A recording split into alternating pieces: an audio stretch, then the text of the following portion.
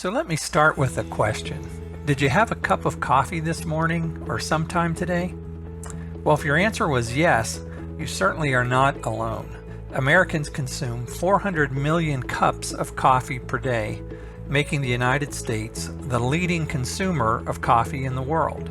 Hello everyone, this is Gary Sams, the Chief Wellness Officer for EBAW Benefits Administration and Wellness, and this month we are fortunate to have Erin McLaughlin, one of our outstanding wellness account managers and educators, speak to us about the health effects of coffee. And as a consumer myself, Erin, I can't wait to hear what you have to say.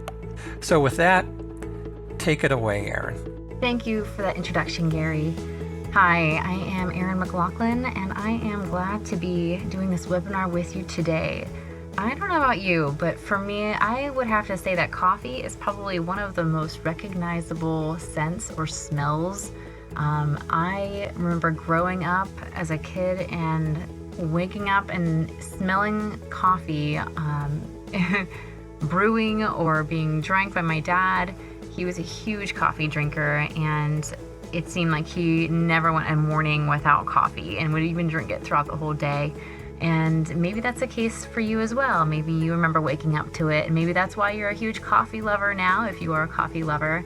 I would have to say that it's the opposite for me. I actually am not a coffee drinker, so I'm actually coming to you today with this coffee webinar with no attachment to coffee.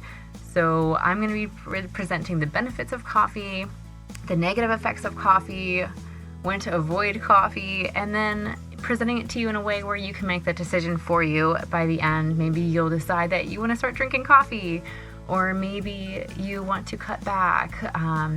So whichever, maybe you're just going to be right on for how much you drink and just going to continue with that. And either way, this is just a nice overview of what coffee really does for us and what that looks like. So let's go ahead and get started.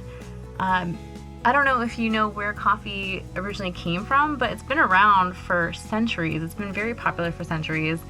And the legend is that about 1,000 years ago, some say the 9th century, some say 11th century, a goat herder happened to notice that his goats were extra energetic after grazing berries from a specific tree. And from there, it was consumed as a food for several centuries. And it wasn't until the 15th century that it was consumed as a drink. And here's a fun fact. Although we typically say coffee is made from coffee beans, they actually aren't beans, but are the roasted fruit pit or seeds of the Coffea arabica bush. And so now, centuries later, coffee is one of the world's most popular drinks. 2.25 billion cups of coffee worldwide are drank daily. And in 2019, 64% of American adults drank coffee every day. So now that you've been given a brief background, let's discuss some of the benefits of coffee. Although it isn't necessarily considered to be a direct health benefit of drinking coffee, there are even some social benefits. Some people start drinking coffee simply for the social aspect of enjoying a cup of coffee with friends. But most commonly, other than enjoying the taste of coffee, is that individuals drink coffee to relieve mental and physical fatigue and to increase mental alertness and focus. Coffee is also used to prevent Parkinson's disease in non-smokers, Alzheimer's disease, dementia, and a cognitive decline. It's also used to prevent gallstones, gout, type 2 diabetes, lower total cholesterol, LDLs, or the bad cholesterol, and decrease risk of certain types of cancer, such as prostate cancer. It's also been used as an appetite suppressant and can assist with weight loss. Drinking caffeinated coffee tends to increase blood pressure, so research actually suggests that elderly individuals who experience dizziness from low blood pressure might benefit in drinking coffee to raise their blood pressure to more of a normal level. And interestingly enough, people who drink coffee every day seem to have a lower chance of dying from any cause or from heart disease compared to those who never drink coffee. Coffee contains caffeine, and caffeine helps to stimulate the central nervous system, the heart, and muscles. And it also contains other chemicals such as antioxidants, which help to prevent free radicals from damaging cells. So studies show that a typical serving of coffee contains more antioxidants than a serving of blueberries, raspberries, grape juice, or oranges. Okay, so now let's take a look at how caffeine impacts sport performance. Caffeine is a very popular go-to performance enhancer for athletes. However, new research has suggested that consuming caffeine on a regular basis may actually desensitize athletes to the performance-enhancing effects of the drug.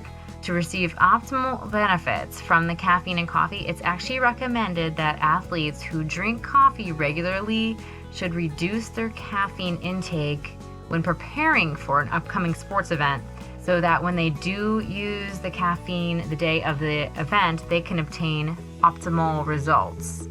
So what about the negative side of drinking coffee? Could there possibly be a negative side of drinking coffee?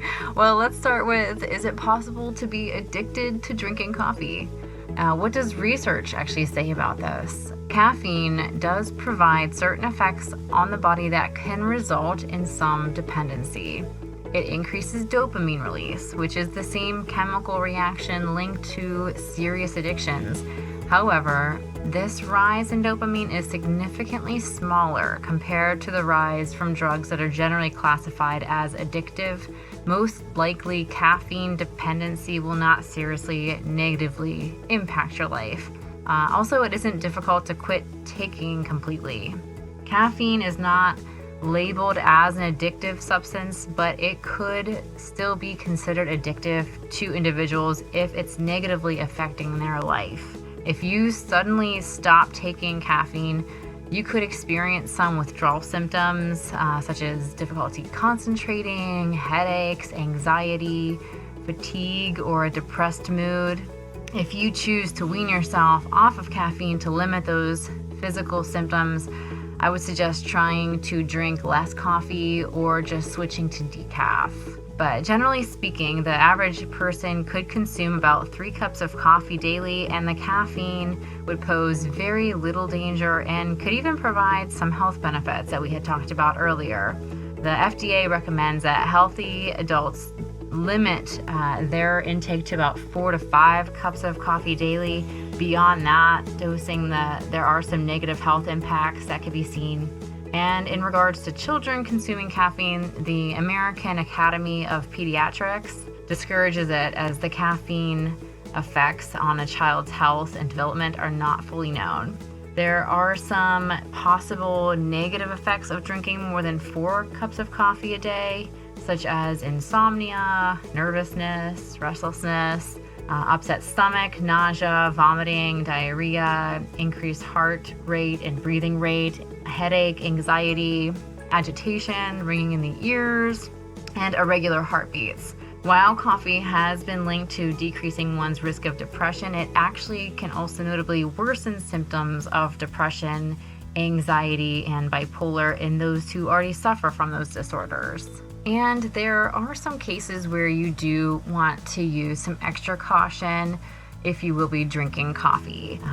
For example, drinking unfiltered coffee, such as instant coffee, increases the amount of bad cholesterol and triglycerides in the blood, which increases the risk of heart disease. So it is recommended to use coffee filters, particularly if you are higher risk for high cholesterol.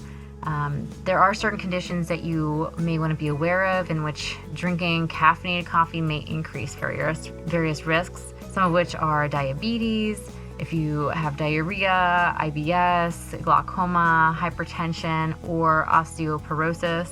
Drinking more than 3 cups per day of coffee during pregnancy has been linked to an increased risk of miscarriage, premature birth, and low birth weight.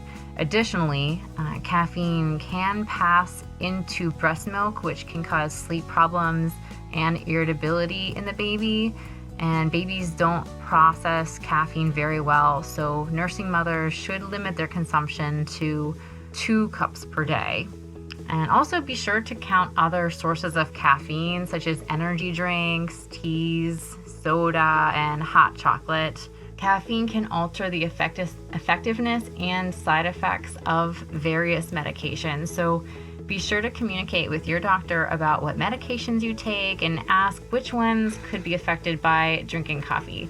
For example, certain antidepressants and antibiotics mixed with caffeine can result in negative side effects such as fast heartbeat, high blood pressure, jitteriness, and nervousness. And the combination of caffeine and alcohol can be very dangerous or even deadly. When taken with alcohol or a depressant, caffeine can dangerously impact how a person feels from the alcohol's effect. So while they feel less drunk, they might drink more alcohol to compensate, which could lead to alcohol poisoning, overdosing on alcohol, and slowing or even stopping their breathing entirely.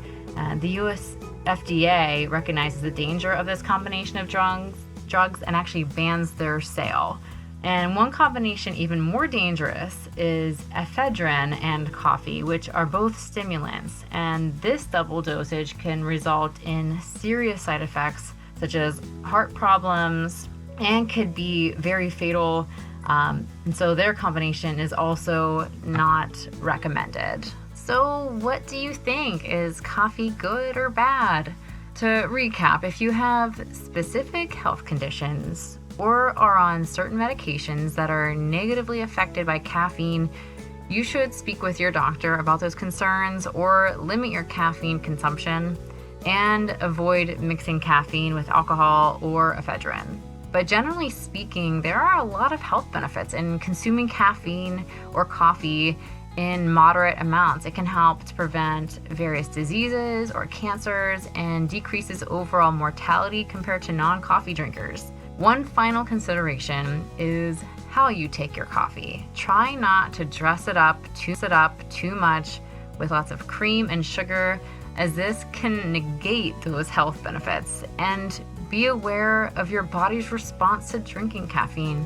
If it is telling you to cut back or to only drink it at certain times, pay attention to those cues. But otherwise, next time you reach for a nice hot cup of coffee, enjoy it and know that you are doing some good things for your health. It has been a pleasure having you join me in this webinar. I look forward to seeing you next time, so you take care. I'll see you then.